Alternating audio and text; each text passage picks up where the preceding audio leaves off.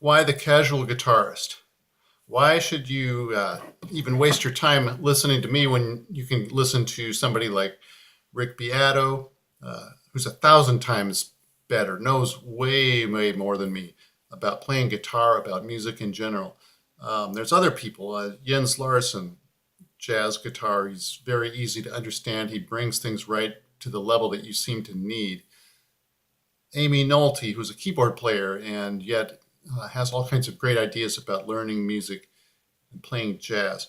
Why would you want to hear from somebody like me who's a casual player? I know I can only practice maybe 7 hours a week. Well, here's why.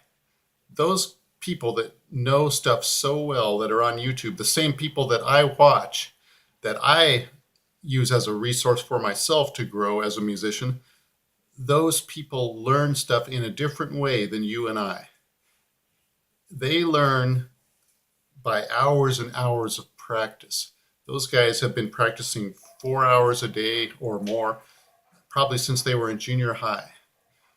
And if you've ever done that, even for a couple weeks, say maybe 3 hours a day for a couple weeks, you know that that's a different kind of experience than what you do when you sit down and practice for an hour. A different kind of learning goes on during that longer time, and when you do that day after day. I've had a couple times where I might do maybe 3 hours a day, several times a week for a couple of weeks.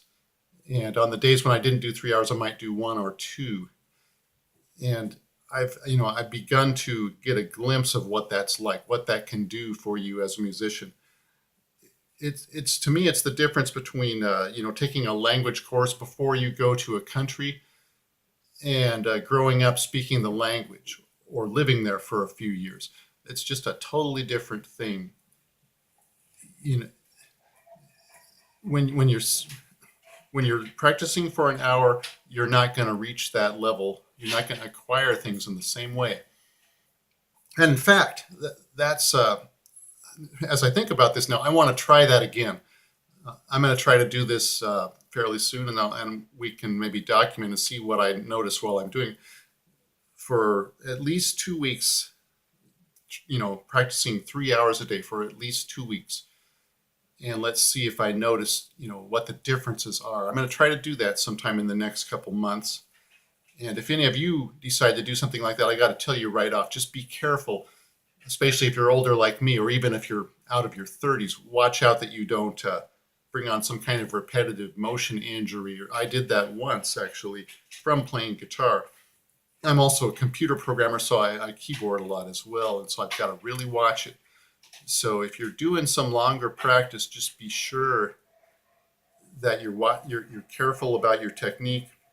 You're not overstressing yourself. Just something to keep in mind, because if that does happen, you're going to have to take off for a while to recover, and you don't want to do that. So, what kind of learning can we do when we have a limited practice time? That's the kind of insight I can bring to the table here. When I get information from Jens Larson or Rick Beato, I have to kind of digest that and figure out how I'm going to use it. That part they don't tell you. They don't even remember anymore what it was like not to know that. It's been so long. Maybe they mastered that part in high school or something. They don't remember what it's like to not know that, and what you have to do to start using that in your playing. Well, that's where I come in. If I find something that I can figure out how to use, I'm going to tell you about it. And I'll tell you how I learned to use it in my playing.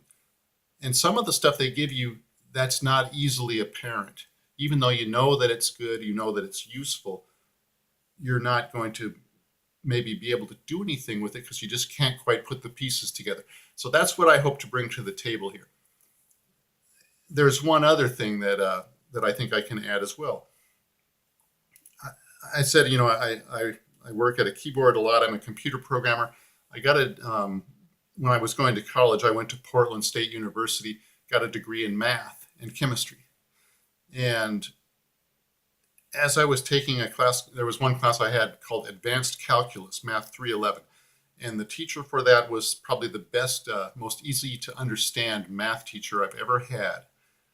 And we were doing things like, maybe prove why the rational numbers are countably infinite and the irrational numbers are uncountably infinite. I think that's true if I still remember that right. It's been a long time.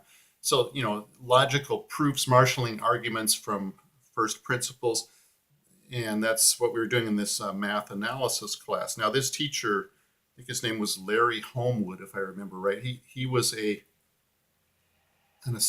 what do they call that?